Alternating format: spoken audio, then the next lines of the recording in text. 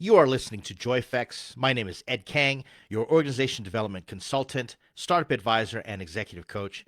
I hope you're having an amazing day or evening, wherever or whenever you are joining me here. Thank you so much for tuning in and checking this out. I'm not going to lie, I've had one of those days. It has been an emotionally taxing, draining day. And because of that, I began thinking about this topic: intellectual honesty and emotional integrity. Because today, I have to admit, I wasn't feeling the intellectual honesty from me or from other people. And we're going to explore this in just a moment. But before I do, second episode, got the first one, the first pickle out of the jar. Super stoked. I did it. It's out there. I'm not going to take it back. Going to keep just rolling on and pound these out. I'm also stoked that we still have our sponsor and our partner, TimeBolt, the rapid video editor. If you stick around to the end of this episode, I'm going to share how I use TimeBolt to basically produce all this content for 10% of the time. It's a 10xer, and how you can also get TimeBolt and save 20%. Let's talk about intellectual honesty and emotional integrity here. These two concepts come up, especially when we're stuck, triggered, or stressed. I'm going to share from my personal experience. I get these stages where I just feel stuck. I've tried everything that I can, or I feel stuck and I feel inert. Maybe I'm procrastinating more than I'd like to. And I just have to be honest of the reason that I'm stuck. Because I've tried everything, I get into hopeless despair. And then emotions like apathy start to sink in. And I've been there. And a lot of times I have my team, people around me going, Ed, when is this going to get done? And I say I'm busy, or I'll come up with some excuses, but really I'm stuck, and I'm not being intellectually honest about it. I'm just stuck, and I have to get into the reasons why I'm feeling stuck. There are other times that I feel triggered. I was working with a colleague, and I noticed right away she was triggered. I was triggered earlier in the day, which made me initiate certain conversations. I think I worked it through, but just me being in a certain state and initiating that conversation, I noticed that she was triggered. And how I recognize this is when someone starts acting completely out of character. Like, you're almost shocked that they start reacting to you in a specific way. They change personality, or in terms of rationally thinking through or processing the situation, everything becomes emotionally charged, and you just don't know whether someone's coming or going. And we get triggered for so many different reasons. It might be because of trauma, or it might be because we just don't have the social emotional maturity to deal with a certain situation, and we regress into responding like children.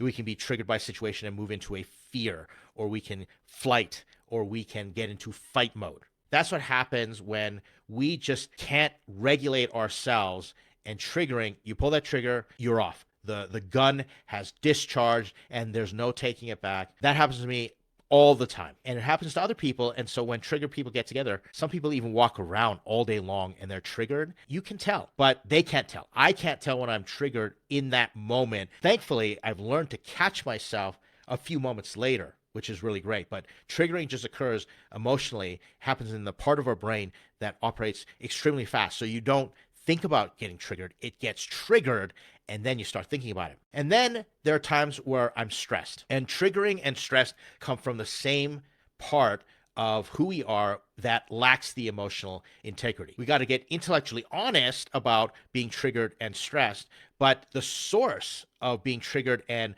feeling stress is emotional integrity. Let me explain. Susan David has this really great way of talking about the word stress, and I've learned that stress is just code word for fear. And so what Susan David, if you look her up, she talks all about emotional agility and talks about emotional leakage, and that's something you want to avoid, which is a concept I bring up over and over again when it comes to our emotions and having them resolved, and having the emotional intelligence to self-regulate, have the social awareness to manage ourselves in those moments. She says, give me two other words to describe stress. If stress is just a code word for fear, then what am I afraid of? It changes stress, but you might be overwhelmed. You might be disappointed. You might be completely in despair, and that's causing you stress. You might be irritated. That's your stress. And those are completely different emotions, and you can deal with them differently. So naming them and having to take the time to exercise your brain and use that prefrontal cortex and start to get in control and use your executive function to name the emotions, well, a lot of great things start to occur, and you start to regulate stress. So I really appreciate following and listening to Susan David talk about emotional agility and the challenge of using 2 words to describe stress. So that's something that maybe you want to try yourself is next time you say I'm stressed, try and find 2 words to describe the stress exactly, get more detailed. Or when someone says I'm stressed, you can ask them and say, hey, how about we do an exercise and try 2 words that would describe your stress, and then we can talk about how to deal with that stress. Let's move on with defining then intellectual honesty and emotional integrity. Intellectual honesty is an honesty in the acquisition, analysis, and transmission of ideas. A person is being intellectually honest when they know the truth, state that truth. Intellectual honesty pertains to any communication intended to inform or persuade. That comes from Wikipedia. I heard of intellectual honesty, or this concept introduced, when I was listening to Michael Seibel, who is the former CEO. He's a partner at Y Combinator, or at least I think he is. I'm not sure what his role is right now, because my man Gary Tan is the CEO of Y Combinator. But Michael Seibel was in that position before. And he was sharing about how when he sits with office hours with founders, he just wishes they would just be intellectually honest in the way that they transmit ideas, how they gather the truth and state the truth, and they just communicate. In other words, when founders just say, I just didn't get that done because I couldn't do it, I got too busy, instead of trying to spin the story, because you're probably nervous when you are in Y Combinator. For those of you who don't know what Y Combinator is, it's the premier accelerator of early stage startups. And once you get into Y Combinator, you're like pretty much a celebrity. They're looking at you and you're feeling that pressure. You get into that emotional state where you're not being intellectually honest. And that's going to go to emotional integrity. And we're going to get to that in just a moment. But if you could just be honest in the acquisition, analysis, and transmission of the truth and say, I just didn't do that, I don't know how, or I muffed and dropped the ball on those things, well, then your advisors can deal with it. I work with founders all the time and end up in this situation where I also wish that there's intellectual honesty occurring in the relationship. Well, at the same time, I've got colleagues, and there are times where I'm not intellectually honest with the people that I'm working with or the situation that I'm in. As we've been discussing, what is the source that would influence us not to be intellectually honest? Because I'm just going to say, if you are emotionally regulated, operating in emotional intelligence, you have that social awareness, those social skills, you are going to choose intellectual honesty every single time, because that's just the best policy, especially if you're trying to inform or persuade other people. Because nobody likes to be influenced by someone who's not. You might get short-term results, but eventually the jig is up and people are going to see right through you. In fact, people have developed this sort of bullshit meter where they can detect you coming from a mile away if you're not operating in intellectual honesty. But back to, why do we get to this point where we're not intellectually honest with ourselves and with other people? Let's look at the definition of emotional integrity. And this comes to us from Forbes, an article written in 2014. It's a little older, but I thought it encapsulates really well what I'm trying to get at in terms of emotional integrity. It says here, emotional integrity is the courage to acknowledge one's true feelings, wants, and desires without judging them with the societal lens. In essence, it is about being 100% honest with oneself. If one is just emotionally intelligent without being emotionally honest, the benefit will be, at best, temporary and skin deep. Here's what I'm thinking. Intellectual honesty is the outward expression of truth. Being honest with the way that you acquire, you communicate, and you persuade with the truth. Emotional integrity is being honest with ourselves when it comes to how we are feeling, our wants and desires, and we're not judging them through a societal lens. Maybe you're not judging your wants, your desires based on what your boss wants from you, what your spouse, your partners, your social circle, what they want from you. You are being brutally 100% honest with yourself, because emotional intelligence is a skill in which you manage your emotions and how you conduct yourself and interact with other people, because it leads to social awareness and being present and all that good stuff. If you are not honest with yourself internally, all the emotional intelligence in the world will just be surface level, because eventually you will be overtaken or sabotaged, or you'll experience that emotional leakage that Susan David talks about. The reason we can't be intellectually honest is because we're lacking emotional integrity. We're not being honest with ourselves, therefore we can't be honest with other people. How do we address those instances where we get stuck, triggered, or stressed and we are not operating in intellectual honesty and emotional integrity? The first thing that I recommend is you get back to first principles. First principles is a way of thinking and communicating that boils things down to not the stories in our heads or what they call anecdotal thinking, but what we know like scientists. We can say, all right, I recognize, I acknowledge, I validate that you have a story in your head. I have a story in my head, but what do we know for sure? What can we verify and move things to first principles and approach it like scientists? From there, we're not going to get caught up, or we are forced to enter into a stance of intellectual honesty.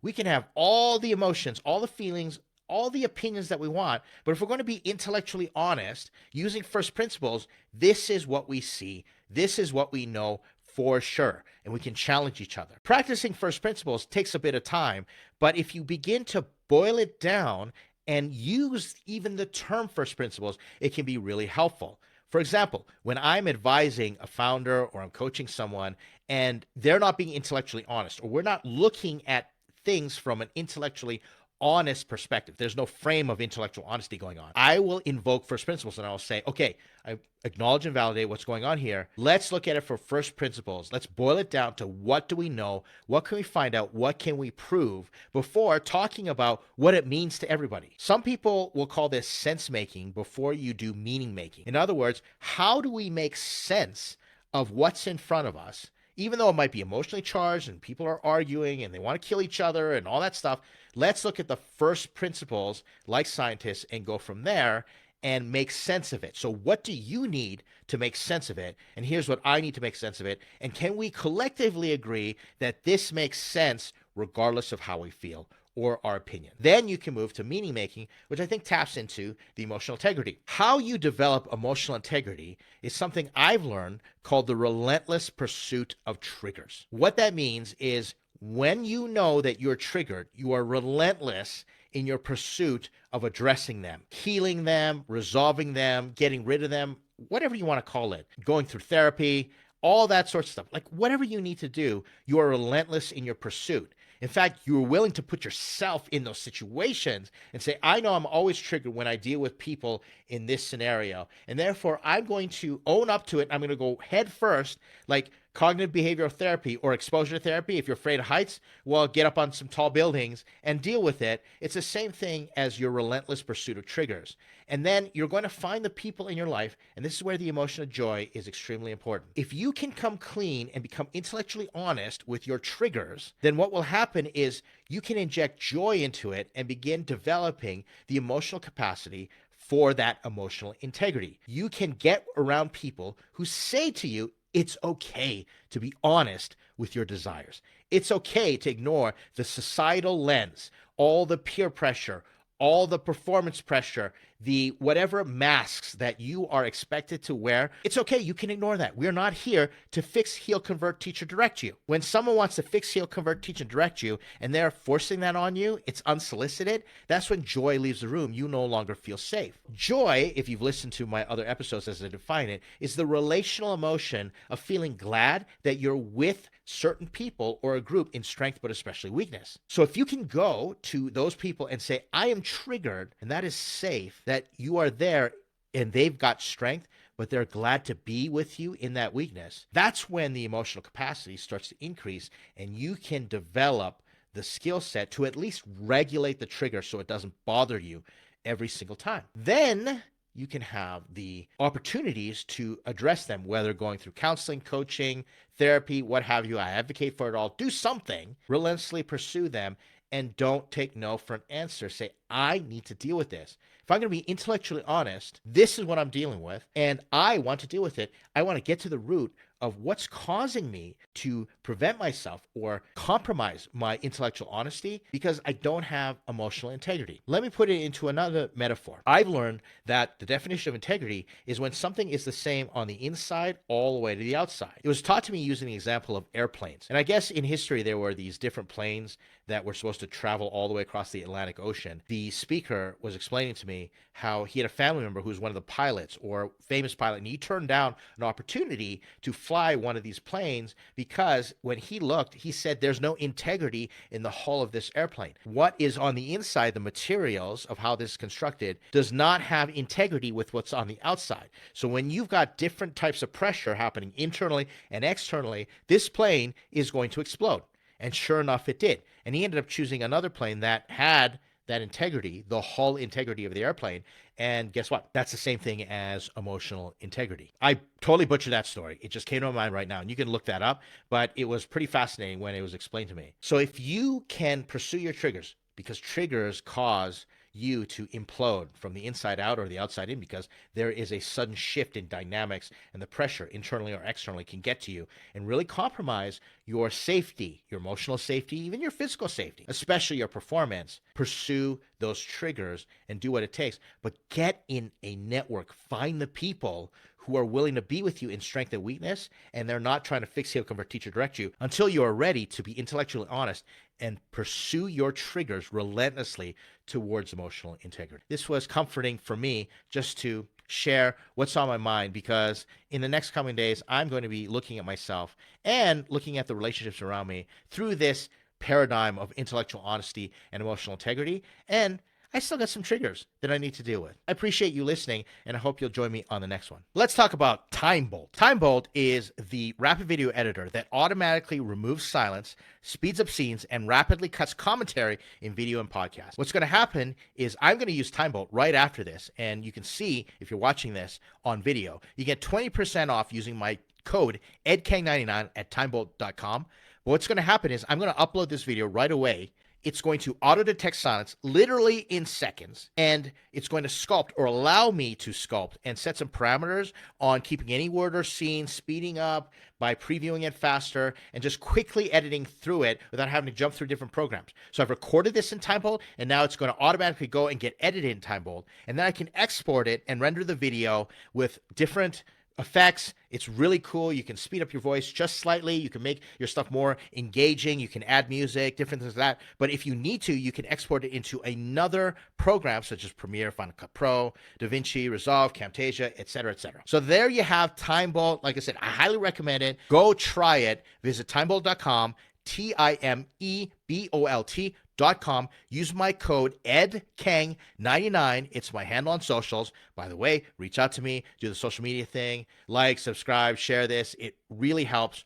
And try TimeBolt for yourself.